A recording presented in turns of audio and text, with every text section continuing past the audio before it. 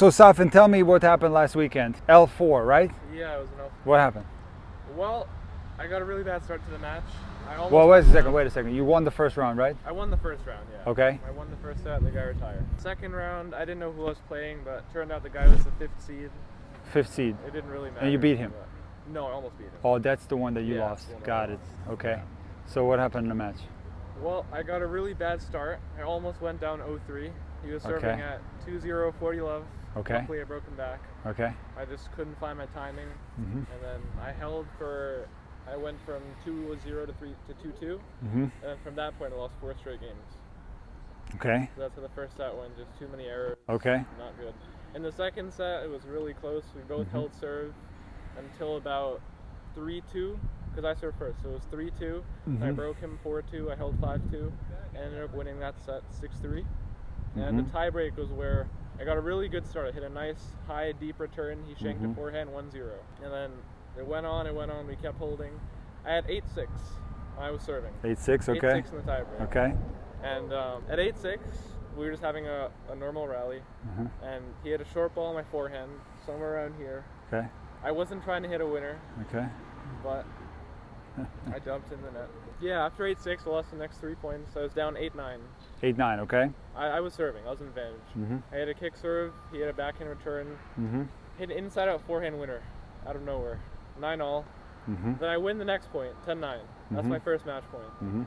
At 10-9, I believe we had a rally, and I missed a forehand in the net. That was the first match point.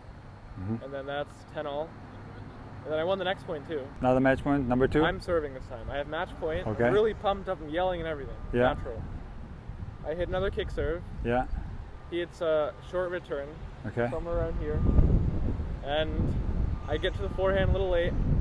I hit it low. Okay. And I dump in the net. And then you lost the and next. Then I lost. We got in a rally. I missed a cross-court forehand in the net. I was trying to go too much. And then the match point, he was serving. It was a perfect point. So we were having a rally. He gave me a short ball. I made the forehand approach. I came up. I had a volley right there. Somebody started clapping out of their mind. Oh. The next court, out of their mind. Right. I had a forehand down the line. People start clapping and shouting. I completely mishit the volley and put it long. Put it long. And 13-11. 13-11.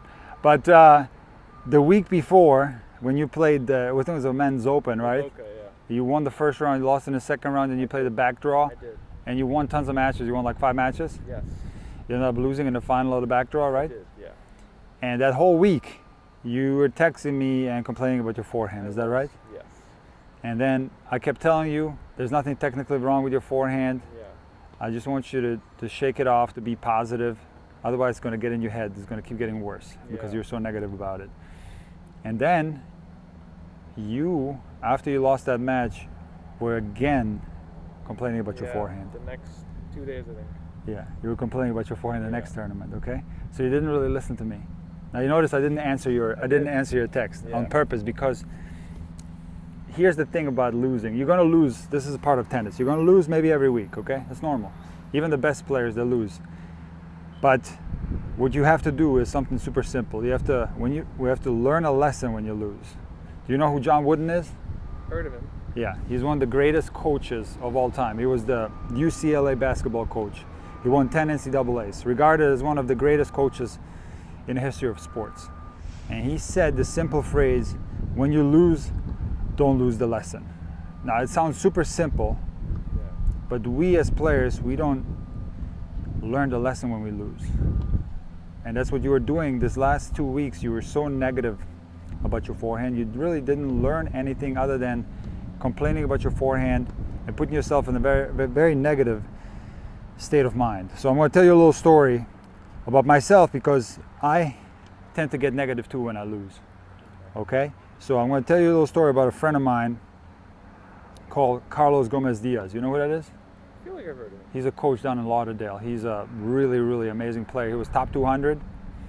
We used to work together, top 200 ATP. Like, he beat Courtin twice, Safin twice, he beat Kanyas twice, like, amazing player. And he is a friend of mine. We used to work together. And back in the day when I used to play tournaments, we used to play tournaments together too. And there was a tournament in Lauderdale, the men's 30 national clay court championships in Lauderdale. And the previous year we had played in the final against each other. I had lost him in 3 sets. And then the next year we really wanted to play the final again. I think I was number 2 seed, he was number 1 seed, or something like that. I don't remember exactly, but we're on the opposite halves of the draw. And he played a match against this guy called Motovassil, Israeli guy who was also top 200 back in the day. And I played against a guy called Andy Lake. You know who Andy Lake is? No. He's a legend around here in South Florida. He's a great player. But anyway, I just want to like do a little bit of name dropping so you know this is like high level tennis we're talking about. These are like former top 200 players. These are fantastic players. So I'm playing on the bottom half of the draw against Andy Lake and end up losing 7-6 in the third. And very similar to you, I'm like up in the tie break, 3-1, and then 4-2, end up losing the tie break, okay? We started at the same time. Carlos was playing on the other court, and I couldn't see his match. And he loses to Motovassil like 7-5 in the third. So we pretty much finished the match at the same time we both lost. And then we're sitting in the locker room, and we start talking about the match. And as you can probably imagine, start talking about my match. Oh my God, I missed the forehand here, and I missed the forehand there, and I missed the serve on this point. I'm like in a horrible state of mind. I'm like distraught. It's just one negative thing coming out of my mouth after the other. And then I'm finished telling him about my match, how I should have won this match, but I lost 17 in the third. He started talking about his match. And he said this, and I'll never forgot this. This stuck in my head. I didn't understand it, and it actually made me angry that he said this because I wanted him to complain about his match. But he said, it's simple. I know what I did wrong, and it won't happen again. That's all he said. And I was like so weirded out by that because I wanted him to do it like me, and we were both like getting in this bad mood and share stories how horrible how we blew this match. But he said, I know what I did wrong, and it won't happen again. So this is what he was doing, was like the top 200 ATP mindset, where he was learning the lesson from his loss. And I had the mindset that wasn't top 200, where I wasn't learning any lesson but being negative and being, talking pretty much smack about myself. And that's the reason why I didn't want to reply to your text until I saw you, because you were just in such a negative state of mind. Not just. I didn't talk to anybody the rest of the day. Well, I understand that, but you were in a negative state of mind for the whole week, and that's what happened with your forehand. I mean, I was looking at a lot of footage of your forehand. There's technically nothing wrong with your forehand. There could be shot selection issues, but simply is a lack of confidence, and through your negativity, you just kept getting worse and worse. Does that make sense? Yeah. So when it comes to losing a match like that, what you have to learn to do, and it's tough to do this because you're going to be emotional when you lose, but you have to try to learn the lesson. Like John Wooden said, as simple as this sounds, when you lose, don't lose the lesson. Now you're probably thinking like, you lost the match in a tiebreak, right? Yeah. That's the natural thing we think, but that's not where you lost the match. Because when it comes to a third set tiebreak, it's a thing of luck. You're going to win some, you're going to lose some. Because I believe in a tennis equilibrium. You know what I mean by that? So over the course of your whole playing career, there's going to be tons of matches that you lose that you should have won. Matches that are like 7-5 in the third, 7-6 in the third, where you were up by a lot, you end up losing. But I guarantee you that there's going to be just as many matches where you should have lost, but you won.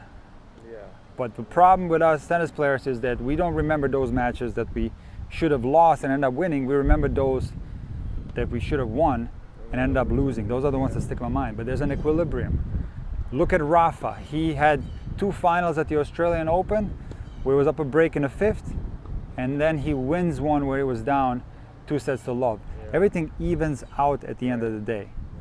So you got to learn the lesson from this match. You got to go deep inside and try to understand what went wrong in this match, because you should have never allowed it to come to the situation where it's a super tie break. Right.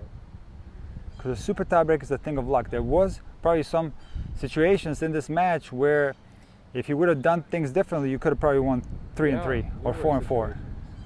So that's what you got to do. You got to be like my friend Carlos. You gotta know, I know what I did wrong and it won't happen again the next time, as opposed to my forehand is a disaster. I can't hit a forehand. I missed a forehand from half court.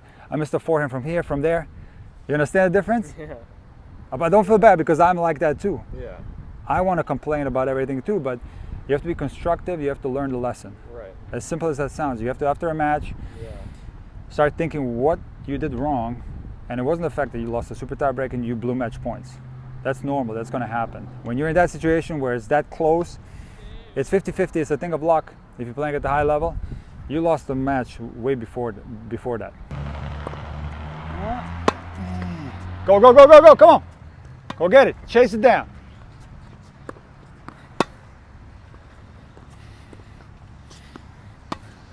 Come. Safin. Then one thing though, this is something I noticed in the set you play against Milan. There was a couple of occasions where you didn't chase after a drop shot. I saw this. So the way you want to look at this is when you don't try to go for a drop shot, you'll never get it. There's absolutely no chance. If you know you're not going to get it, you still got to go. Try to get it off of 2 bounces. Okay? Try to get it off of 3 bounces maybe, but always go. That's the only way you're going to maybe down the road get it. 2 years from now when you get faster. But if you never go for it, you'll never get it.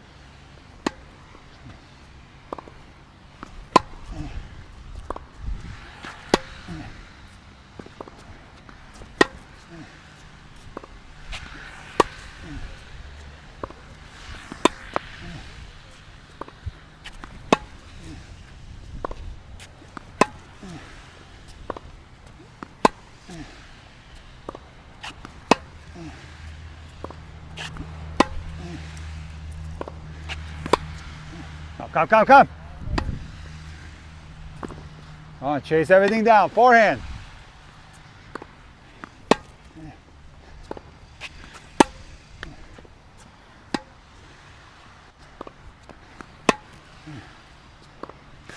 Okay. Safin, come on up real quick. So I think the first forehand you missed. After we already been playing for 10 minutes. So what do you think still there's something wrong with your forehand? No, here I'm really feeling relaxed and I'm hitting through the ball without really thinking about it. Yeah. So you're not tight and anxious, and it's really a mental thing, okay? You understand? So by you being so negative about it, that's why I didn't answer your text, because I needed to prove this to you on the court, because you wouldn't understand otherwise that there's nothing wrong with your forehand. You got to trust it. It's okay for it to be bad sometimes. Like, let me give you one example. What would you rather have? Would you rather play the best tennis of your life and lose? Or would you rather play absolutely horrible, like playing absolutely horrendous and win? I'd rather play the best tennis of my life and lose. Wrong. Really? Yeah, of course. Why do you think that's wrong? Hey, go get a drink real quick. I think that's wrong because you should be willing to do whatever it takes to win. No, because your level of play from a mental standpoint is judged how you perform when you play your absolute worst.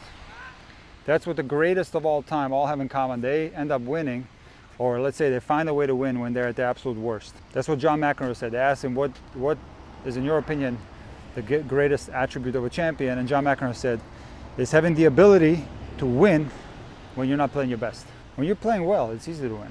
But try winning when you're playing horrible. Doing that, playing bad, but coming out as a winner on top, that is the most valuable thing in tennis. There's nothing more valuable than that. You understand why? Yeah. Because that gives you another chance to play the next day. Right. Just fix what you did wrong. Yeah. Exactly. Because what's going to happen maybe is that, and as an example, I made a video about this. People really didn't understand this video at all. They didn't understand what I was talking about. But this is really what determines a great champion, is having the ability to come out as a winner when they play their absolute worst. And I understood this, and I always take the example of this when I played a prize money tournament in Germany many years ago, like 20 years ago, where in the first round I played against this guy who got a wild card for the tournament. It was a prize money tournament where you had to qualify to get in. It was like a Masters type thing. Yeah. And this guy got a wild card. He was a local guy, and he wasn't very good level. And I barely won, like 6-3 in the third. And I played really bad. Yeah. Horrible. Like maybe one of the worst matches. Hold on, let me turn the camera. Gummy bears. A little bit of sugar with some energy. Okay, do dates instead. Dates. Dates is better, man. Go ahead and sit down, take a drink while I tell you the story. So, I was playing absolutely horrendous that match. And my friend who was with me, we drove together, he said to me, I'll never forget this, he was always a great player as well. Nick, that is the worst I've ever seen you play. Okay? So then the next round, I played a little bit better. I beat a guy, had like a pretty decent German ranking. But then in the quarters, I started playing unbelievable. Like I beat guys that I'd never beaten before. This one guy who was like ranked 30 in Germany. And then in the semis, I beat a guy who was like 200 ATP. Like I played some of the best tennis of my life. Then in the final, I played Andre Pavel, who was 11 in the world. I think he won the Masters tournament in Canada. He did, yeah. Montreal or Toronto, I don't remember which one. I played against him, and he was at that time 70 in the world, ATP. And I ended up only losing 7-6, 6-4. I held serve except at one time. So that was on Sunday. My first match was on Friday. So within the span of 2 days, I went from playing some of the worst tennis of my life to some of the best tennis of my life.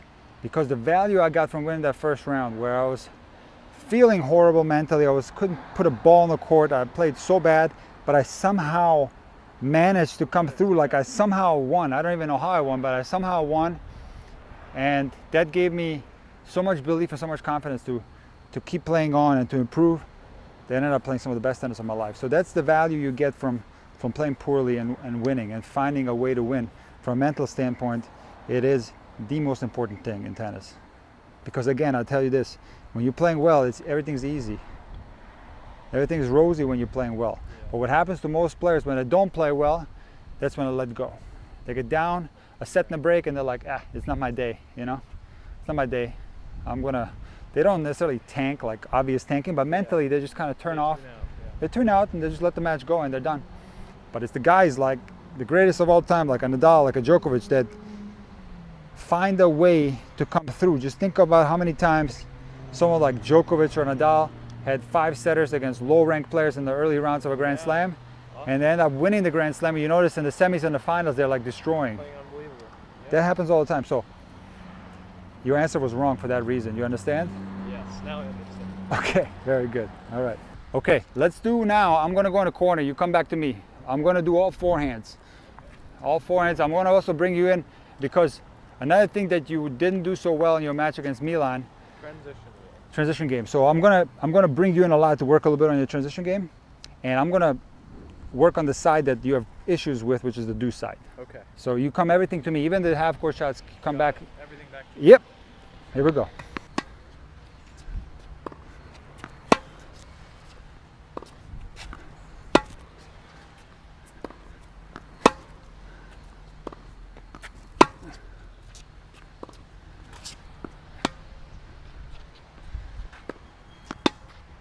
Okay.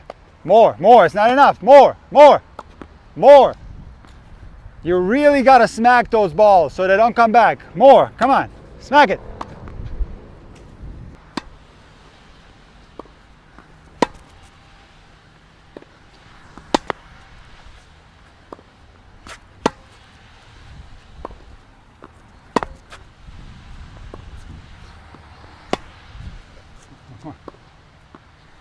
Safin, very good. Good finish there. You got it right back, see? Yeah. All right, man. You know how to play. Remember that. Don't forget that. You got a good forehand. You know how to problem solve. Remember what I told you today. Super important, man. When you lose, don't lose the lesson. You know that how to clean up your game. You have the tools to clean up your game. You don't have to keep missing the forehand. You got to realize there's going to be days where you're going to play bad. There's going to be tournaments where you're going to lose. It's just part of tennis. And it's how you deal with it, how you process what's going on in the most positive way. Think about what I told you today. As simple as it sounds, it's huge because it's something that I didn't do that great of a job. I'll be honest with you. Like learning the lesson from the losses. Super important. Really, after today, I want you to think about that. Like, just start remembering a couple of the matches that you lost recently and start thinking about what you could have done. And you don't have to tell anyone, you keep it in your head. like my friend Carlos said, he knows what he did wrong. He's not going to allow it to happen again. Because guess what? He beat that guy the next year. And he won the tournament. Wow. Yeah, he did. He won the tournament. So that's what you got to do, man. You're playing well. The forehand is working. A couple of slumps today in the forehand. I may pretty much give you all forehands. There was maybe a couple of slumps here and there, but overall, like you made, I think the vast majority of your forehands. Even the half-court game was better. So, what do you think? I think my forehands were feeling good today. All right, good. All right, there you go. Come on, you got this.